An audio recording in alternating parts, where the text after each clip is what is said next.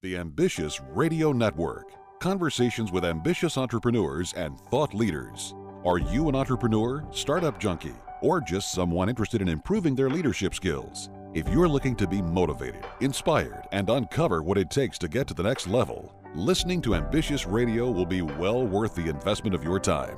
We have weekly engaging conversations with today's most influential thought leaders and entrepreneurs as they discuss their successes, failures, tipping points, and other priceless information that you can apply immediately after listening. And welcome to the show. Good to have you right here. It is Ambitious Radio, hosted by our friend Doug Parker, talking about entrepreneurship and leadership while interviewing interesting people and what makes them ambitious. Now, you know the show wouldn't be possible without our sponsors, Grasshopper.com, the entrepreneur's phone system. You know, most of the time, small business owners need to personally guarantee any loans that their companies take out. That can be kind of tough to do if you have credit issues. So if you have less than perfect credit, go to RepairMyCreditNow.com for a free credit report evaluation. RepairMyCreditNow.com. Doug, what do we have going on today? Today we have another fantastic guest, and I am so humbled. I started reading this gentleman's books a couple years ago, and really at the time, obviously, I had no idea I would ever have him on the show, but he is a New York Times best-selling author, and one of the reporters there said that he has quietly become one of America's most influential people. Zig Ziglar said that he was one of the best speakers he had ever seen. He's been featured on Good Morning America, and his books have been translated into over 25 languages. Today we've got Andy Andrews on the show. Welcome to the show, Andy. Doug, thank you, buddy. I am honored to be here, man. Well, I am so honored to have you on the show. I'll tell you what, over the years, I can truly say that you've made an impact on my life and many others. Your book, The Traveler's Gift, is probably one that I give away the most. If I ever see somebody struggling through some things, I think it's an entertaining book, but it gives them some facts and some ways to wrap their head around things. But it's just a really fantastic book. We're going to talk about a lot of different things, but I know that book has really made a big influence on so many people, and the 7 decisions are intertwined in so many of the different things that you do. Can we talk a little bit about those 7 decisions? Yeah, absolutely. That those were really in my life before I ever even had the idea to write The Traveler's Gift. And I'm not sure, Doug, if you even know where those 7 decisions came from, but when I was 19 years old, my parents died, and my mom died of cancer, and my dad was killed in a car accident same year. So this was a crazy time in my life, as you can imagine. I've always had the ability to take a bad situation and make it worse. I made some bad moves at that time, and within a couple of years was literally homeless and living under a pier on the Gulf of Mexico, and in and out of people's garages. So it was a crazy time. But I met this old guy late one night under my pier, scared me to death. And he became a huge influence in my life. His name was Jones. We called him the Noticer because he said, that he would say when God was passing out talents, he didn't give me any of the cool ones. He said, I can't swim fast, I can't run great or sing. He said, but I notice little things that make a difference in people's lives. And so that was Jones. That was the guy. I eventually wrote a book about him called The Noticer. But when I met him, he started me reading. And I'd never been, I was always kind of a Sports Illustrated, Field and Stream type of person, but he started me reading books, and long story short, I ended up after several years, I'd read over 200 biographies, and because he started me reading these biographies, he would say these books are thrillers, they're romances, they're mysteries, and he said, and they're all true. And I really got kind of hooked on them, and after a while began to kind of graph in my mind what all these people had and kind of what they were.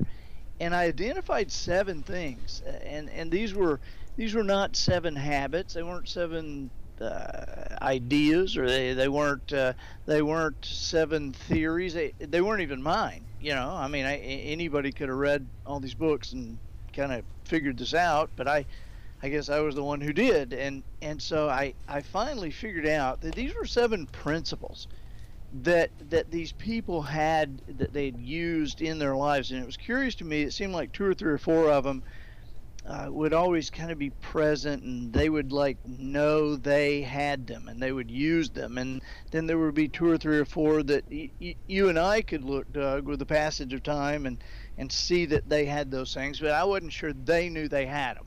Well, what happens to somebody who knows all 7? What happens to the kid whose parents teach him all 7 of these things? And I eventually began to, in my own mind, calling them decisions, because I thought, principle that you don't use, that could even get you in trouble.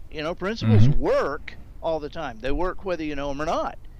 And so, we've heard ignorance of the law is no excuse. Well, ignorance of principle is no protection from the consequences of violating the principle just because you didn't know it. I mean, gravity has been working for a long time, and just because you don't agree with it, or you think that with the changing times we should regulate it a little bit, or just because you had never heard of it, doesn't mean that if you stumble down the stairs, it's not going to affect your life.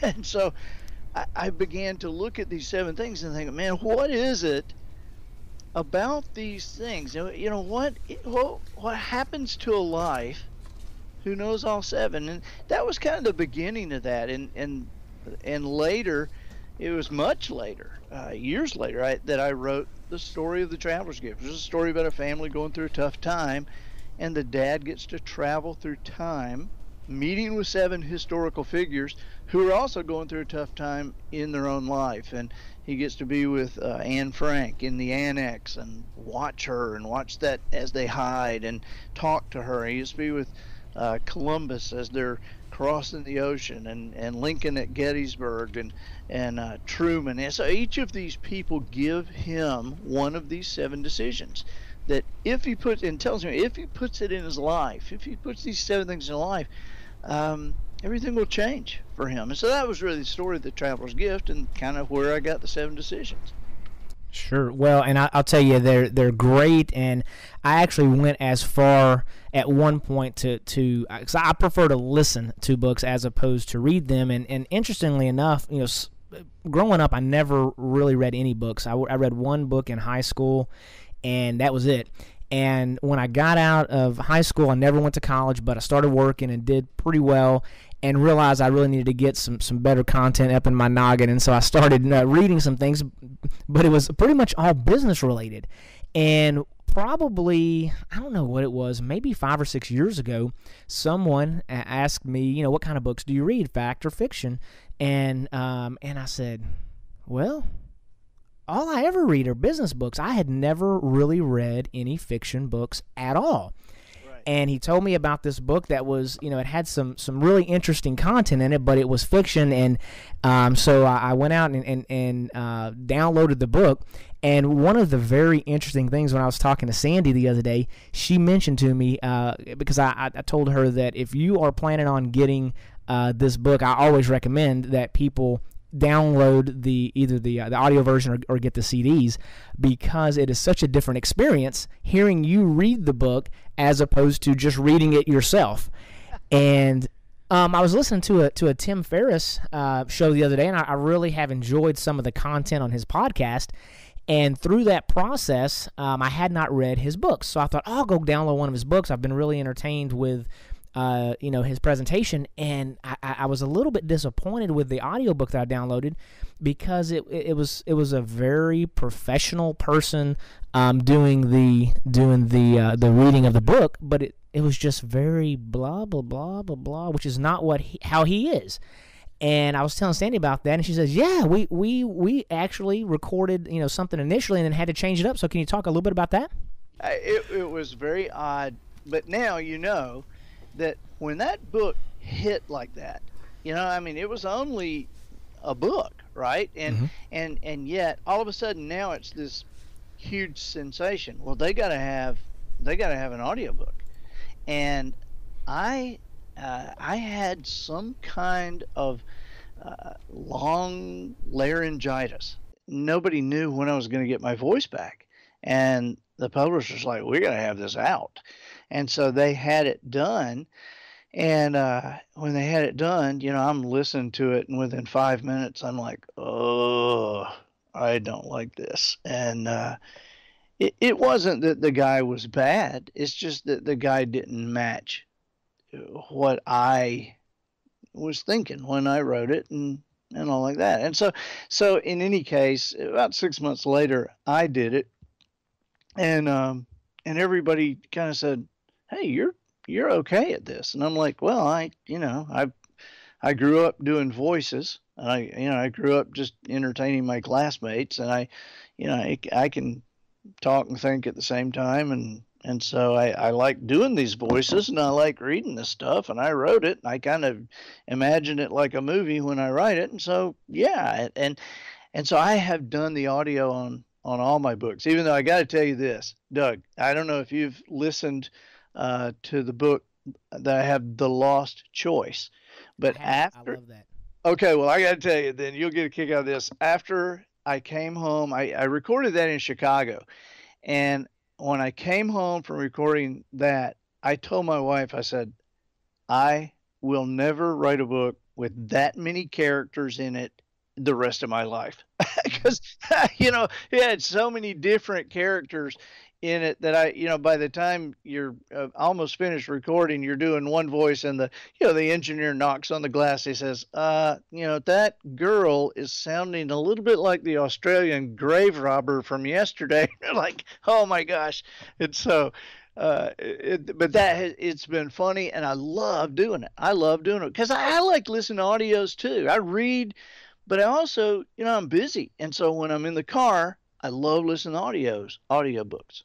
Right. Well, and for those of you that are listening today and you haven't experienced one of Andy's books, an audiobook, guys, when he talks about the different voices, I mean, it's like a play or something. I mean, you're hearing it, and it's him doing all the different voices, but he's a great impersonator, and he's got all these different voices, and I learned something new today because I've gone through, I think, all of your books, but for some reason I didn't realize that Jones in The Noticer, but I didn't realize that was a real live person. I thought it was just a made-up person that you had made up. No, if you read, there's The Noticer and The Noticer Returns now. Okay. And if you read the very first chapter in The Noticer is absolutely true. Now, the rest of it's more my imagination, but the very first chapter in The Noticer is true, with me, living under the pier, and Jones finding me, and the stuff he said to me, and, he made me mad a couple of times, but just such a huge influence on my life. But it's true. Doug, have you heard The Heartmender? That is one that I have not heard that one, but I actually had a note on here because you had mentioned in something I was reading that it was one of your favorite books, and if you could only Dude, that's my favorite book I've ever written. I'm going to send you when we get off this. I'm going to talk to SB, and I'm going to say, "Okay, let's get this." And I'm going to send you that. I think you'll love that. Well, and it's about forgiveness, right? It is, and now I just got to tell you so that your listeners know, and you know this, but I put that stuff, I ease it through. I'm not hitting anybody over the head with this, because I want people to like it. I think the story has to kind of lead it, because if you're not interested enough to stay with it, you're certainly not going to learn anything. And so I do put the principles in there. And so wrapped through this story is the principle of forgiveness. But the story itself is my favorite story, because it's the story of when German U-boats really were, a lot of people don't even know this, but they really were in the Gulf of Mexico in World War II, and sinking American ships and killing Americans. And so in this story, one of the German officers on this U-boat, he considered himself a German, not a Nazi, but he was betrayed by the political officer when they were in close one night being refueled by one of these German sympathizers, and he was wounded and made it to shore, and this young American war widow finds him, and she's gonna kill him, but he says something that makes her stop. I won't tell you what it is, but she says something that makes him stop, and the story is about how they hide in small town 1942 America, and why she hid him, and what happens ultimately because of it. It's a very cool story. That sounds like a fantastic one. I mean, I'm sure it is, like just like all the others, and I just appreciate so much you taking some time with us. We'll wrap up this segment here on Ambitious Radio and be right back after a break and hear from our sponsors. Were you recently notified by a major retailer that there was a data breach and that your personal information had been compromised? When was the last time that you viewed all of your credit reports? Was it when you refinanced your home, or maybe when you purchased a new car a couple of years ago? If so, go to roadtoblack.com. Come to make sure that you have not been a victim of identity theft. You might have also recently heard that more than 21 million government employees and contractors' personal data was breached, including their social security numbers. RoadToBlack.com offers credit monitoring with alerts, score tracking, and a score simulator. Could you be at risk? Only if you have a social security number. RoadToBlack.com offers a one-stop solution with the credit information you need to stay informed. You can review your past credit history, check your current credit scores, and even use a credit simulator tool to get insight into what your credit could look like tomorrow.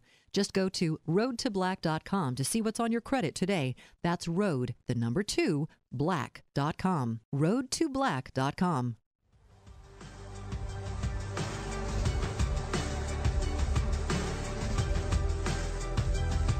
As we get back into the show, let's give a shout out to our great sponsors, all3reports.com. That's all, the number 3 reports with an S.com. You know, many people check their credit every 3 to 5 years when they're financing a home or maybe when they're purchasing a new vehicle. But if there is an issue, it could be too late to do anything about it. So go to all3reports.com to find out more. Speaking of a new vehicle, a wise person once said, lease what depreciates, buy what appreciates. So go to AutoFlex Leasing. They offer a better way to lease your next car. America's largest independent leasing company is AutoFlex Leasing. Doug? All right, back on the Ambitious Radio Network, and we've got Andy Andrews here with us today, guys. This is fantastic. I'm so excited to have him on the show. I've been following him for years, and it's just been great. And is that you? Has that been you back there? You've been the one following me for 4 years. Come on now. All these millions of books sold and different languages. There's lots of me's following you. I promise. I'm just teasing. I'm teasing. Yes, sir. Yes, sir. Well, hey, let's talk a little bit about, kind of some of your professional adventures. I mean, we talked about, how you became an author already, and we talked about kind of the rough time you went in your late teens and some of the decisions that you had made. But, how did you actually overcome that?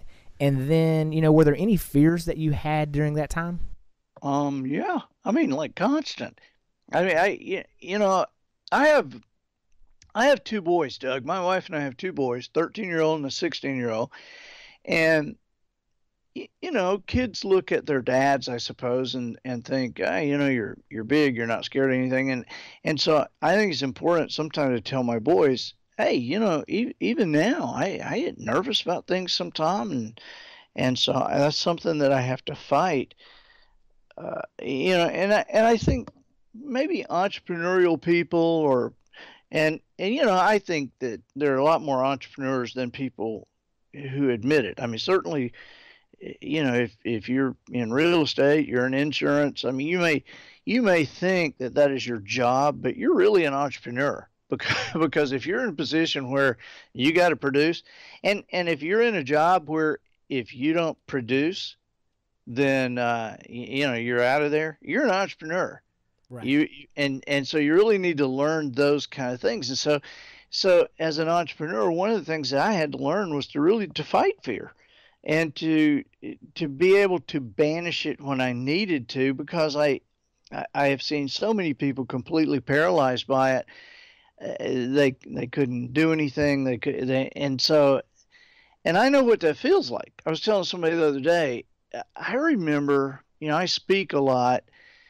And so now people watch me and think, you're just, there's a natural at that. Well, that's not really true. I may have a natural gift for talking fast or for, I don't know, acting funny or something. But being on stage, that's not normal for anybody really. And I remember when I started, I could I could I could have something that I was going to be doing on a Saturday night, and on Wednesday sit down to dinner and have it cross my mind, and I couldn't eat. I Oh my mean, it goodness. just scared me to death. But I finally I figured out, and this I put this in the book, The Noticer. But I really figured out that, and maybe this is just me wanting to make myself feel better, but I think the smarter somebody is, the more likely they are to have a challenge with fear. The Okay. smarter they are, I don't think dumb people have much problems with it at all. You're seeing that show Jackass, the Yes, one sir. it used to be HBO, and those people, they're not scared of anything. And if you watch what they do, I don't think they're very smart either. I agree with that. Oh but my but I goodness. think that smart people, um, I think I have a little more problem with it, and it's because of what fear really is. When I gained a real understanding about what it was, a lot of it made sense to me. And here's what it is: fear is nothing in the world but a misuse of the imagination that has been placed in you. Okay. If you're smart, you're likely to have a great imagination, and and that's your imagination. Because I'm going to tell you something. Successful people, successful people without a lot of education or a lot of formal education. There's so many of people like us that's practically a cliche. Okay, successful people without the greatest work ethic in the world. There's people like that. People who are very successful and they don't necessarily have a lot of self-discipline. But I want to tell you something. You will not see a very successful person that doesn't have a great imagination. And I'm not talking about necessarily a Walt Disney type of thing. I'm talking about the normal, that imagination, the thing that allows you to be creative, because it's your imagination that allows you to avoid trouble. Okay, now what happens if I do? It's your imagination that allows you to innovate. It's imagination that allows you, believe it or not, if you're going from one place to another and you're driving, and you hit traffic, it's your imagination that gets you through it there, around it and up this tree and get there on time. But it's the imagination, man. And so when we have this fear that begins to cripple us, it's nothing in the world but a misuse of that imagination. And the better imagination you have, the more, the more creative you are, the smarter you are, the more likely you are to have an issue with it. And so I have just learned to be able to be very, very, very honest with myself, and to really look and say, okay, am I imagining this? Am I borrowing trouble? Am I just imagining something that hadn't even happened and hadn't even likely to happen? And I told my boys the other day, there was kind of something looming on the horizon, and I said, hey guys, listen, we're all together today. We're here having a great time. Let me tell you something about that. Okay, we cannot do anything about that right now, like at all. We can't do anything about it. Nothing. There's nothing we can do. And so we can either let it ruin today and tomorrow and the next day and next. We can sit here and worry about it and think, well, what happens to that? Or we can say, okay, there's a time that we're going to have to deal with that. And when we reach that time, we'll deal with it. But we're not going to let it knock us away from opportunity and laughter and fun and relationships today. That's great stuff. There's two things there. You talk about it's vision. You're talking about imagination, but being able to kind of visualize a couple different options in the future, using your imagination to figure out what's the best path to take. The problem, as you see, sometimes some of your biggest strengths in different situations can be weaknesses, and so you're seeing all these visions of all these different things that could be coming, and some of them are bad, Right, and right.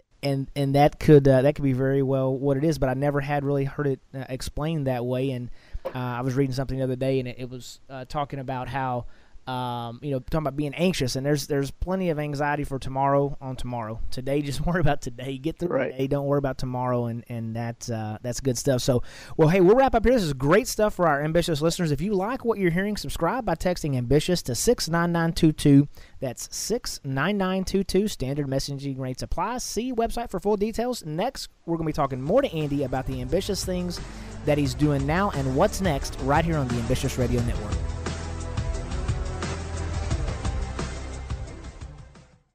Hey, ambitious listeners, you hear us interviewing entrepreneurs all the time, and there's a common theme. They want to be more productive and improve their communication. As an ambitious entrepreneur, you're always on the go. So turn your mobile phone into a business phone system with Grasshopper, the entrepreneur's phone system. The Ambitious Radio Network recently partnered with Grasshopper to offer our listeners a special discount. Log on to ambitiousradio.com and click on the Grasshopper banner in the bottom right-hand corner. Get a new business number or keep your current one. Sound professional with a main greeting and multiple extensions that forwards callers to your mobile phone or others in your organization. Get a toll-free number or local number for your business with multiple extensions. Set up each extension with custom call forwarding to any phone in the world. Get your voicemails emailed to you as an audio attachment or transcribed an email. Keep business calls separate from your personal calls. Plans start at $12 a month with a 30-day money-back guarantee. Remember to click on the Grasshopper banner at ambitiousradio.com for a special discount for our listeners. Join the over 150,000 small business owners that have stayed connected with Grasshopper. See how Grasshopper works? It's the entrepreneur's phone system. Turn the world into your office.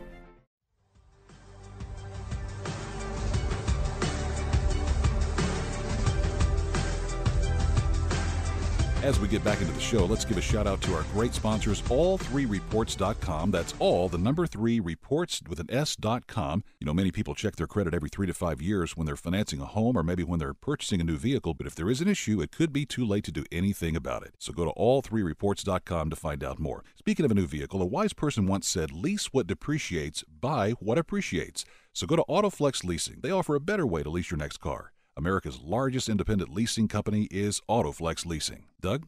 All right, talking to Andy Andrews today on Ambitious Radio. We are so excited to have him on the show. Let's talk about the ambitious things that you're doing now. I know that you've written books and you've got all kinds of great content, but I also recently tuned into your podcast, In the Loop, and then you're talking a lot about parenting and a 100-year parenting plan or something along those lines. Can you talk a little bit about those two things for me? Yeah. And man, first, let me just tell you, I love doing that podcast. I mean, I just have such a great time doing that.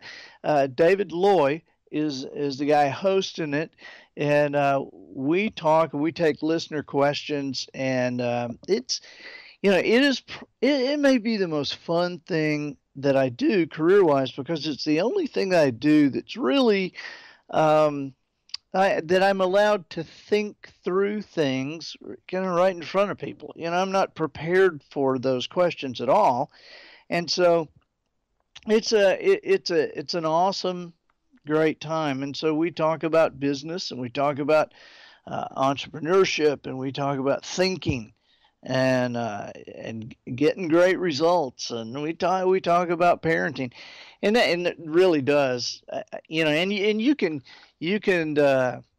obviously the podcast is free, and you can go on andyandrews.com and sign up, put your email in there, and it'll come to your inbox every Saturday morning, or you can get it on iTunes, but either way, we have a great time with that. And one of the things that we do end up talking about a lot is parenting. And I got to tell you, Doug, I never in a million years did I think, okay, somebody's going to consider me like some parenting guy or something, you know. I never thought I was going to have any kind of course on parenting or anything like that.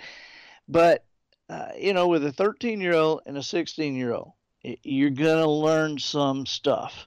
And so with a lot of the other stuff that I've learned, we have managed to really help a lot of people. And I don't know what your family was like, Doug, but I look at some families, very few, but man, generation after generation, these guys are growing in wealth and growing in wisdom.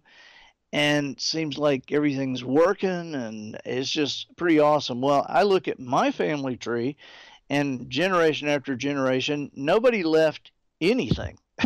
You know, I mean, everybody was kind of starting over from ground zero every time, another branch off the tree type of thing. And at some point, I realized that, and I said, I got to throw an anchor here. I got to say this is going to stop. I love these boys too much. I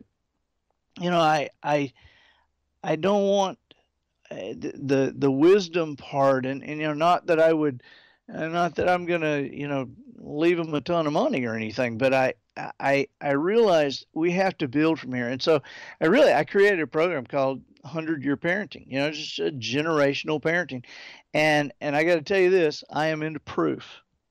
I am into proof. I don't like being called a motivational speaker. Because I think motivation is kind of a myth. I think we all kind of enjoy it, and we enjoy being encouraged, but we also know there's an end to that. There's a statute of limitations on encouragement. I can encourage you, and it'll last until the first crazy thing that happens in your life, or it'll last until Monday, as long as I encourage you late on a Friday. But but if I can prove something to you, well, that'll last forever. Right. Because proof is reality. It's not based on an emotion. And so what I really do with the parenting stuff is I prove beyond a reasonable doubt. Not a mathematical proof, but the kind of proof where people hear something and go, I never thought of that. Boy, that makes total sense. And there are simple things, but they are things that a lot of times people don't think about. I talk to parents all the time who, might be having a challenge or something. And the one question I always ask at first, I say, well, so what's your style? What do you consider kind of, what's really important to you there? What are you trying to do here? And over again, Doug, I hear people say, you know what? We just want to raise great kids. This is the priority for us, right? When we said if we're going to have kids, this is going to be the priority. So we're trying to raise great kids. We wake up every day and think about it, and go to bed every night and pray about it. And we want to raise great kids. And I hear that, and I want to say, well, there's your problem. Yeah. Because you don't really, you may think you do, but you don't really want to raise great kids. What you want to do is raise kids who become great adults. That's two different things. That's two different targets. And because it's a different target, a different pathway will lead to each. I mean, don't we know people who had great kids? They had great kids. They were great kids. But then they turned 18, got away from home, and something happened. That is the truth right there. There's a lot of people that do that, and you look up and they had these great little kids, and then somewhere in the teenage years things change a little bit. And it's funny that you say that, because I've got a 19 and a 21-year-old, and so one of the things that we really are focused on is just having our kids to be able to be productive, self-sufficient, contributing adults in society. That they can really earn their own way and do well, and I think they're well on their way to do that. But I know the other day, I was listening to In the Loop and on the podcast, and you were talking about public school and private school and homeschooling, and so it's real live. Like, hey, here are some things that we're going through, and I guess kind of one of the ways maybe you're coming up with your content is obviously. With parenting is that you're parenting right now. So it's relevant because you're going through it right now. Here's an odd thing. Here's an odd thing. And I want to, if you don't mind, in a second, I'm going to give your listeners a text number. I want to give them some videos. I'll give them to them. Okay. But let me, but before I tell you the number and everything, let me say this. What you just said is it's very important, and it's kind of an odd thing when you think about parenting, because there's something that brings into people's minds, because if you talk it, people will start in their minds, they kind of go into divisions, and some of them go, well, yeah, I've got little kids. Well, I've got teenagers. And then other people go, well, I already raised my kids. And then some people go, well, we ain't even got kids. And then some people go, I hate kids. And, they're all over the map. And yet, this parenting stuff that I've created, it is for everybody. And somebody would say, well, why? What? Why would it be for everybody? Well, the reason is because everything is parenting. And if you doubt that, just remember everything you look at when you wake up in the morning, everything you touch when you wake up in the morning, it has been created or maintained or invented or made according with the quality according to how somebody was parented. Because somebody working in that factory, was imbued with a work ethic or without one by their moms and dad. If you look at society today, some of the things that you really are grateful for, it's because of parenting. Some of the things you're really upset about that really affect you dramatically is because of parenting. The relationships with an employer, an employee, an employee, an employer, a lot of it's parenting principles. I was with a Big Ten coach, college football coach. Everybody listening absolutely knows this coach. And I was called up to that school, and they called and wanted to talk to me about one of the players they were having an issue with, and what do you do? And so I'm sitting there with the coach that everybody knows, and the offensive coordinator and defense coordinator, and they're telling me this, and so I made the little comment, just offhand comment. I was just conversation at that point, and I said, well, you guys are just parenting at an extreme level here. And the coach kind of rocked back, and he said, hey, I'm not his parent. And I said, well, I understand that. And from a traditional sense, that's true. But the issues you're dealing with right here, it's because nobody else ever has been either. And so you can either grab hold of these parenting principles and you can teach them to him about behavior and this kind of stuff, and this kind of stuff, and you can teach it in this way that'll make sense to him, and he will understand how it benefits him. So you're not imposing it on him. You're just presenting it and say, hey, you want this kind of life, you want this kind of result tomorrow. And I said, so you can either parent him with principles, and if you do, he'll become a great member of this team, and then 4 years from now when he graduates, he'll be a great member of society. Or we can keep saying, I'm not his parent, and you can deal with this until you kick him out of here, and then we'll all have to deal with him. But either way, it's parenting. That really is powerful, and I encourage everyone out there, if you've got kids, they don't give you an owner's manual, whenever your significant, your wife or whatever delivers your child. A lot of people figure it out kind of on-the-job training, and I know Andy's got a great program that he's put together and put a lot of thought into it, and there are these decisions, and it's principle-based, and it works. I mean, it really, really does. Let me give you these numbers, Doug, for people, sure. and I'll send them 4 free videos, but if you'll text this number, it's 33444. I know that doesn't sound like a text number, but it is 33444, and in the message, just put one word, put parenting. 33444, and the word parenting. And it'll come right back to you, and you one more little answer there, and we'll send you the 4 free 20-minute videos, and you'll get a kick out of them. They're fun, they're funny, and you'll like them.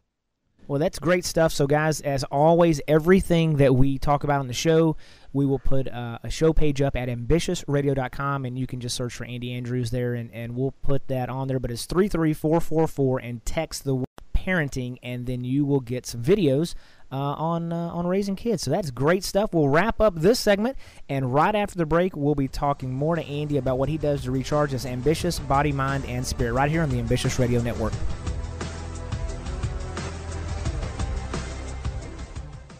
Here's Here's another RepairMyCreditNow.com story. Home ownership. It's the American dream. It's a goal you've always hoped to achieve. You've spent countless weekends looking for the perfect house on the ideal block. The rates are low and you've saved enough for the down payment. Unfortunately, now the mortgage company says there's a little hitch. Okay, let's be honest. It's a gigantic, gargantuan hitch.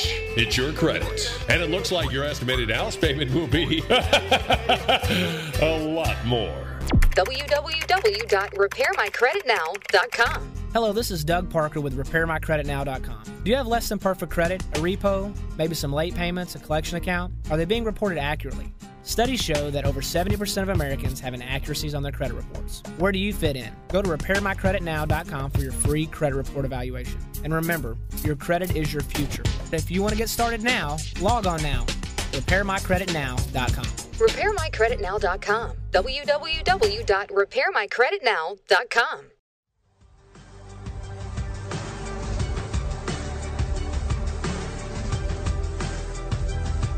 And we're back in here on the show. It's Ambitious Radio Network, recharging the ambitious mind, body, and spirit, made possible by RepairMyCreditNow.com. You know, having bad credit can be really draining. It's okay to not be okay as long as you're on the road to being okay. Let RepairMyCreditNow.com help get you back on track. You know, many of our ambitious listeners prefer to listen to books as opposed to reading them. Now, with that, we've teamed up with Audible.com to offer you one free audiobook. Just go to AmbitiousRadio.com, click on the Audible banner on the page to find out more. Back to the show now with Doug Parker. All right, back on the Ambitious Radio Network today again, talking to Andy Andrews, best-selling author, an all-around, just great leader, great content creator. And we're going to talk about what he does to recharge his ambitious body, mind, and spirit. And so with that being said, Andy, let's talk real quick, just rapid-fire answer questions. And you can spend as much time as you want to, but let's talk about what fills you. Man, being with my family, you know, that's number one, number 2, 3, 4, and 5 probably. But being with my family in almost any form, I can pull weeds with my boys, or we can be out in the woods together or fishing together. It don't matter as long as I'm with the boys. My wife, you know, Polly and I've been married 27 years, and I probably look like I've aged 27 years, and I'm shocked. I was looking at her across the table the other night. We were in a restaurant with some friends, and I thought, man, you are really, really beautiful. And I'd love being with my family. They're fun. Both my boys are very, very funny to me. You know, my 13-year-old, my wife said to Adam, when he was about 11, and she was telling him something. She said, Adam, 2 wrongs do not make a right. He said, that's true, Mom, but 2 rights can make an airplane. And I'm like, good grief. And so that's really number one. And then, you know, maybe on down the list, I love being in the woods. We love to fish. So outdoors. Fantastic. Now, do you have a favorite place that you like to vacation? You know, one of our favorite places through the years, we've been to a place in the British Virgin Islands called Peter Island, and we have been there several times, and we love that. We went there on our 25th anniversary and took 5 couples with us and stayed in a really nice place.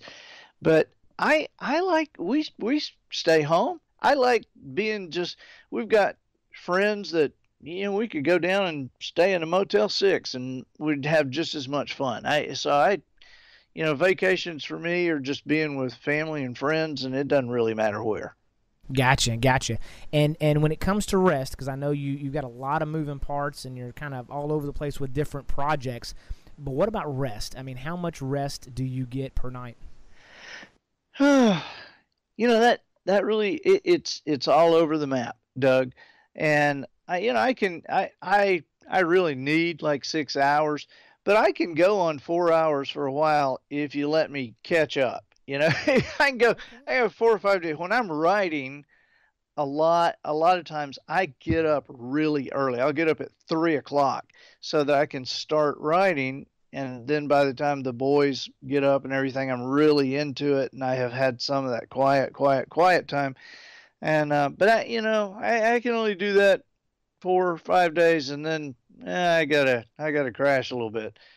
I don't know anybody who has been very, very, very successful that would honestly tell you, "Oh, I get my 8 hours." I mean, I wouldn't get my 8 hours. Forget being tired. I'm too excited about stuff.